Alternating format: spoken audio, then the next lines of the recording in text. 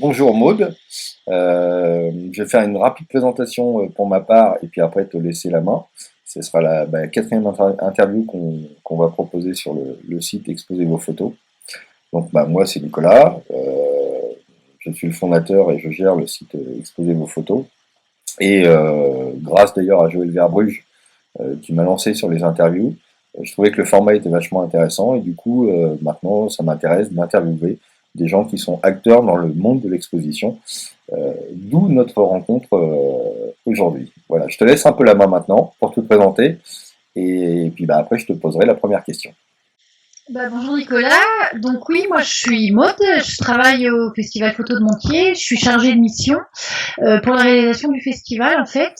Donc mon job grosso modo c'est construire la programmation du festival, expo photo, conférences, après voilà tout ce qui va tourner autour du projet Festival de Montier fin novembre. D'accord. Bon bah écoute, on va commencer par la première question qui je crois reprend le début du festival. Donc première question, peux-tu nous parler de la genèse du festival, ton arrivée là-bas et de l'équipe de permanent? Ce qui m'intéresse beaucoup, c'est aussi la notion de permanent et c'est aussi pour ça que je suis venu vers toi. Donc ouais, alors le festival c'est assez facile puisque l'année dernière on a fait un grand anniversaire, c'était les 20 ans. Donc du coup dans les repères d'antan là on va être au poil. Donc c'est un événement qui a 20 ans. Il a commencé en 96 avec un premier salon qui a été un peu une aventure de potes, d'amis, avec un photographe d'ici qui n'est autre que Pascal Bourguignon, qui avait rencontré son médecin en lui disant tu sais, j'ai l'opportunité d'avoir une expo, le concours à l'époque de la BBC, on pourrait peut-être voilà faire venir 2-3 copains photographes, puis monter un petit truc sympa quoi, photo animalière et nature. Donc ils sont un petit peu lancés dans cette aventure-là. Et puis en 97, donc là, ça a été un succès. La deuxième année est né un festival, donc avec une structure un petit peu plus costaud. Une association loi 1901 a vu le jour pour s'occuper du festival.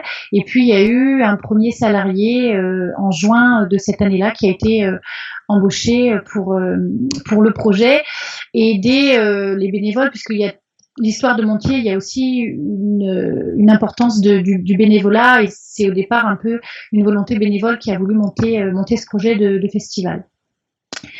Donc première année, il y a eu à peu près 3000 visiteurs, donc ils se sont dit tiens c'est chouette, on tient peut-être quelque chose.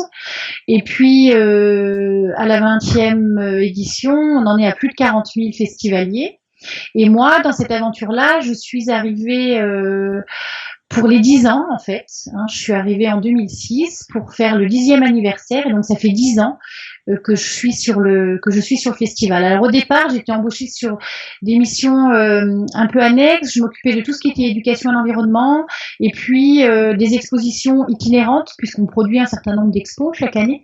Et donc, après, l'idée, c'est de faire vivre ces expos. Donc, au départ, j'étais là-dessus. Et puis, finalement, mon implication a été assez importante, enfin, voilà, sur l'événement, avec l'équipe, avec les bénévoles.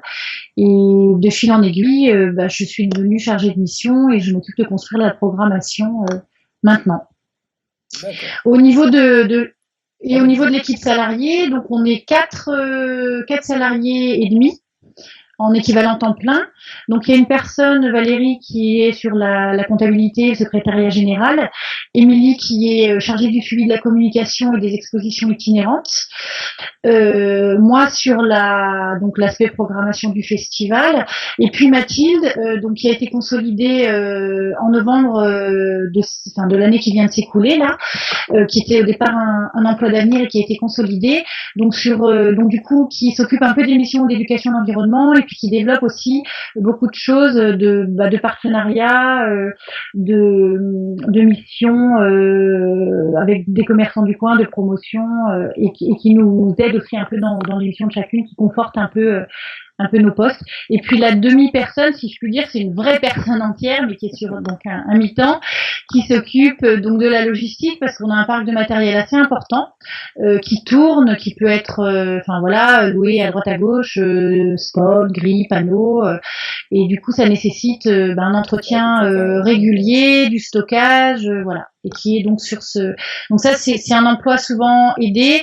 Donc c'est une personne c'est des petits contrats et c'est une personne qui change assez souvent.